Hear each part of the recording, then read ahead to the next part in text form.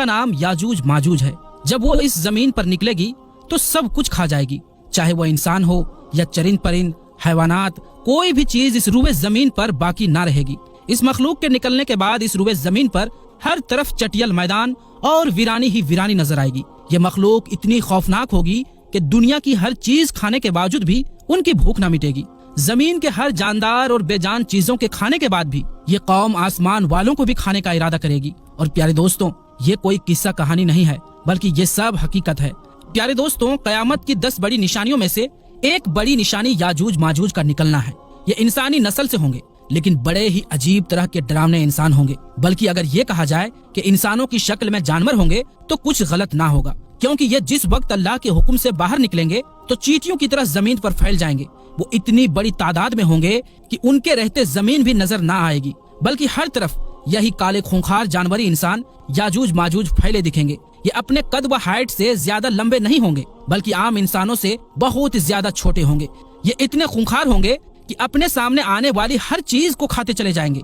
यहाँ तक कि अगर इनका गुजर किसी नदी के पास से होगा तो ये लोग उसका सारा पानी पी लेंगे। उनके सामने अगर कोई कच्चा या पक्का घर आ जाएगा तो ये उसकी पूरी दीवारों को चट कर जाएंगे। अगर सामने कोई पेड़ नजर आएगा तो उसे सेकंडों में खाकर खत्म कर देंगे। यहाँ तक कि ये सांप, बिच्छू, कुत्ते, बंदर हर चीज को खाते चले जाएंगे। साथ ही साथ ये आदमखोर भी होंगे कि अगर इनके हाथों कोई इंसान लग गया तो ये हजारों के झुंड में उस पर टूट पड़ेंगे और देखते ही देखते उसे पूरी तरह खाकर खत्म कर देंगे। दोस्तों, अल्लाह ताला ने हर उम्मत के लिए कोई न कोई आजमाइश की चीज पैदा की है। इस उम्मत के लिए आजमाइश की चीजों में दज्जाल, दाब्बतुल अर्द और याजूज माजूज वगैरह शामिल है। हुजूर सल्लल्लाहु अलैहि वसल्लम ने याजूज माजूज के बारे में बहुत तफसील के साथ हदीसों में बयान फरमाया है कि वो एक ऐसा फितना होगा कि जो सारी उम्मत के लिए बवाल बनकर सामने आएगा। याजूज माजूज का जिक्र दूसरे मजहबों की भी किताबों में मिलता है कि दुनिया खत्म होने से पहले एक ऐसी खूंखार कौम लोगों के बीच निकलेगी कि जो सभी चीजों को तबाह बर्बाद कर देगी। असल में याजूज माजूज हजरत नूह अलैहिस्सलाम की औलादों में से एक कौम है कि जिसे अल्लाह ताला ने कयामत तक के लिए लोगों की नजरों से छुपाकर उसे एक बहुत बड़ी दीवार के पीछे कैद कर दिया है। लेकिन जब कयामत से पहले इनके निकलने का वक्त करीब आ जाएगा तो यही याजूज माजूज उस दीवार को तोड़कर बाहर निकलेंगे और फिर सारी दुनिया में फसाद बर्पा करेंगे। कुरान में अल्लाह ताला ने 16वें व 17वें पारे में याजूज माजूज का जिक्र हजरत जुल्करनैन के वाक़ये में कुछ तफसील के साथ फरमाया है कि सारी दुनिया को फतह करने वाले नेक बादशाह हजरत जुल्करनैन जब सफर करते करते पूरब की तरफ बहुत दूर निकल गए तो अचानक उन्हें 2 पहाड़ों के बीच खंडरात में एक बहुत ही बेबस कौम रहती नजर आई। उस कौम ने हजरत जुल्करनैन के अच्छे अखलाक देखते हुए उन्हें अपना बादशाह तस्लीम कर लिया, यानी उन्हें अपना बादशाह बना लिया।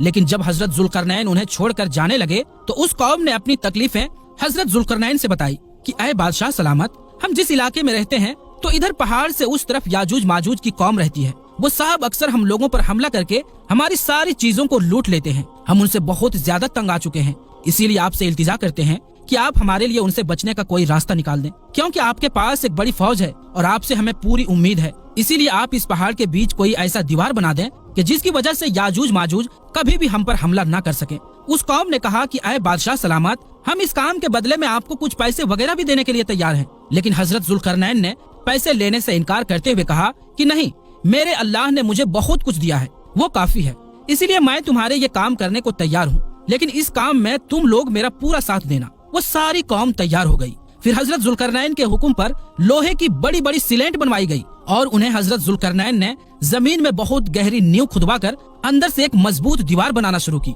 हजरत जुल्करनैन ने उस लोहे की दीवार को इतना ऊंचा बना दिया कि वो 2 पहाड़ों से जा लगी। इसी तरह लोहे की 2 दीवारें बनाई गई और उन दोनों के बीच थोड़ी सी जगह खाली रखी गई। फिर हजरत जुल्करनैन ने कौम के लोगों को हुक्म दिया कि ऐ लोगों, अब तुम मेरे लिए दुनिया की सबसे मजबूत चीज सेसा लेकर आओ कि मैं उसे पिघलाकर लोहे के इन दोनों दीवारों के बीच डाल दूं, ताकि ये याजूज माजूज कौम अब कभी भी इस दीवार को तोड़कर बाहर ना आ सके। और फिर हजरत जुल्करनैन ने उस लोहे की दीवार में सेसा पिघलाकर भर दिया कि जिसकी वजह से वो दीवार इस कदर मजबूत हो गई कि फिर याजूज माजूज की लाखों की तादाद भी मिलकर उसे तोड़ ना सकी। जब वो दीवार बनकर तैयार हो गई तो कौम के लोग हजरत जुल्करनैन के पास आकर उनका शुक्रिया अदा करने लगे। तो हजरत जुल्करनैन ने फरमाया कि ऐ लोगों, ये दीवार सिर्फ वक्ती तौर पर तुम्हारी हिफाजत के लिए है, इसीलिए जब भी मेरे अल्लाह का हुक्म आ जाएगा تو یہ دیوار ٹوٹ کر فنا ہو جائے گی اور یاجوج ماجوج لوگوں کے بیچ نکل کر فساد مچائیں گے۔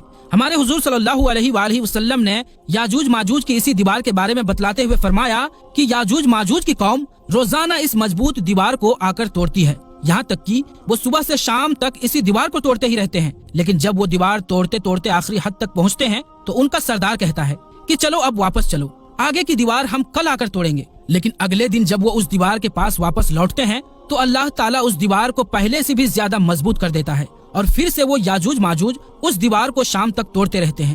آخر جس دن یاجوج ماجوج کے نکلنے کا وقت قریب آ جائے گا تو اس دن وہ دیوار کو توڑتے توڑتے آخری حد تک پہنچیں گے، تو شام کو ان کا سردار کہے گا کہ چلو اب واپس چلو، انشاءاللہ کل آ کر ہم اس دیوار کو پھر سے توڑیں گے۔ حضور صلی اللہ علیہ وآلہ وسلم نے فرمایا کہ جب ان کا سردار انشاءاللہ کہہ دے گا تو اس کے برکت سے وہ دیوار پوری رات اپنی اسی حالت پر باقی رہے گی جس جگہ پر وہ لوگ چھوڑ کر گئے تھے، اور پھر اگلے دن یاجوج ماجوج آ کر اس دیوار کو پوری طرح توڑ دیں گے اور لوگوں کے بیچ نکل کر ایسا فساد مچائیں گے کہ ساری زمین کانپ اٹھے گی۔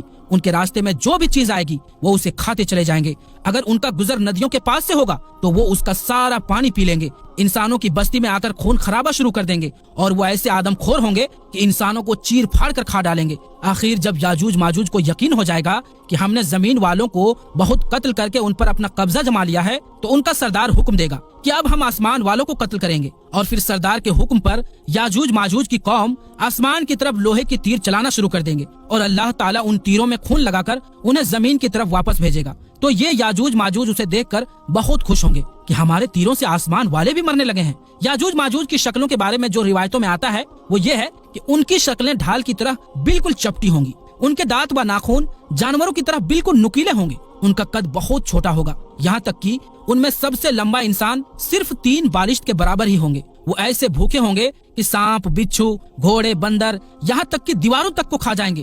دنیا کی کوئی بھی قوم ان سے مقابلہ نہیں کر پائے گی کیونکہ وہ اپنی تعداد میں یعنی سنکھیا میں بہت زیادہ ہوں گے۔ اللہ تعالیٰ نے قرآن مجید میں یاجوج ماجوج کی تعداد بتلاتے ہوئے کہا کہ یاجوج ماجوج ہر اونچی جگہ سے نیچے کو لڑھکتے نظر آئیں گے، اور اس قوم کی ایک خاص بات یہ ہے کہ جب تک ان کی عورتیں 1000 بچے نہیں پیدا کر دیتی تب تک ان کی موت نہیں ہوتی۔ دوستوں، اب سوال ہے کہ آخر یاجوج ماجوج کب نکلیں گے؟ تو حدیث کے مطابق یاجوج ماجوج کے نکلنے کا جو وقت بیان کیا گیا ہے وہ یہ ہے کہ دجال نکلنے کے کچھ ہی سالوں بعد حضرت عیسیٰ علیہ السلام آ کر دجال کو قتل کریں گے، اور پھر سارے عیسائی مسلمان ہو کر حضرت عیسیٰ علیہ السلام کو ہی اپنا بادشاہ تسلیم کر لیں گے، یعنی اپنا بادشاہ مان لیں گے، اور ہر طرف خوشحالی ہی خوشحالی ہوگی۔ لیکن تبھی اچانک ایک دن اللہ کے حکم سے یاجوج ماجوج زمین میں نکلنا شروع ہو جائیں گے، اور جب حضرت عیسیٰ علیہ السلام کو خبر ہوگی کہ یاجوج ماجوج کی قوم نکل آئی ہے تو وہ لوگوں کو حکم دیں گے کہ سبھی لوگ اپنے اپنے گھروں میں قید ہو جاؤ، کوئی بھی باہر نہ نکلو۔ روایتوں میں آتا ہے کہ اس وقت یاجوج ماجوج کی وجہ سے کھانے پینے کی ایسی تنگی پھیلے گی کہ حضور صلی اللہ علیہ وآلہ وسلم نے فرمایا کہ اس وقت تمہیں بیل کا ایک سر بھی 100 دینار سے زیادہ محبوب ہوگا۔ مطلب اگر کوئی بیل کا ایک سر لاکھوں روپے میں آ کر بیچے اور تمہارے پاس اتنے پیسے ہوں تو تم لاکھوں روپے دے کر بیل کا سر خرید لوگے اور اپنے کھانے پینے کا انتظام کرو گے۔ تو پیارے دوستوں، ان روایتوں سے معلوم ہوتا ہے کہ یاجوج ماجوج حضرت عیسیٰ علیہ السلام ہی کی موجودگی میں نکلیں گے اور زمین پر بے حد فساد مچائیں گے۔ جب کافی عرصہ گزر جائے گا تو لوگ حضرت عیسیٰ علیہ السلام سے آ کر درخواست کریں گے کہ آپ اللہ تعالیٰ سے دعا کریں کہ اللہ ہمیں یاجوج ماجوج کی اس وبا سے نجات دے دے۔ تو حضرت عیسیٰ علیہ السلام اللہ تعالیٰ کی بارگاہ میں ہاتھ اٹھا کر دعا فرمائیں گے کہ اے اللہ، ہم زمین والوں کو یاجوج ماجوج کے فتنوں سے نجات عطا فرما۔ تو حضرت عیسیٰ علیہ السلام کی دعا پر اللہ تعالیٰ یاجوج ماجوج کی پوری قوم پر ایک ایسی بیماری بھیجیں گے کہ ان کی گردنیں سڑنے لگیں گے، کہ جس کی وجہ سے کچھ ہی دنوں میں ان سبھی کی موت ہو جائے گی، اور زمین میں ہر طرف یاجوج ماجوج کی لاشیں ہی لاشیں نظر آئیں گی۔ اس کی بدبو اس قدر پھیلے گی کہ لوگوں کا جینا حرام ہو جائے گا۔ تو حضرت عیسیٰ علیہ السلام پھر سے اللہ تبارک و تعالیٰ سے دعا کریں گے کہ اے اللہ، ان یاجوج ماجوج کی لاشوں کی صفائی کا کوئی انتظام فرما دے۔ تو اللہ تعالیٰ آسمانوں سے کچھ ایسے پرندوں کو بھیجے گا کہ جو یاجوج ماجوج کی لاشوں کو اٹھا کر دوسرے سمندروں میں لے جا کر پھینک دیں گے، اور پھر سے حضرت عیسیٰ علیہ السلام کی حکمرانی میں خوشحالی کے دن واپس آ جائیں گے۔ لیکن اس کے کچھ ہی دنوں کے بعد اچانک ایک دن حضرت عیسیٰ علیہ السلام کی بھی وفات ہو جائے گی۔ ان کی وفات کے کچھ سالوں بعد اللہ کی طرف سے ایک ٹھنڈی ہوا چلے گی کہ جس کی وجہ سے تمام مسلمانوں پر موت طاری ہو جائے گی، اور پھر ساری دنیا میں ایک بار پھر سے کفر کا بول بالا ہوگا۔ لیکن ابھی ان حالات کو زیادہ دن نہیں گزریں گے کہ ایک دن اچانک اللہ کے حکم سے سورج مغرب کی طرف سے نکل آئے گا کہ جس کے بعد توبہ کا دروازہ بھی بند ہو جائے گا اور پھر کچھ بڑے عالموں کے قول کے مطابق اس کے 120 سال کے بعد قیامت آ جائے گی۔ آخر میں اللہ تبارک و تعالیٰ سے دعا ہے کہ اللہ تبارک و تعالیٰ قرب قیامت میں ظاہر ہونے والی ان تمام فتنوں سے ہمیں بچائے اور ایمان کی حالت میں ہمیں دنیا سے رخصت ہونے کی توفیق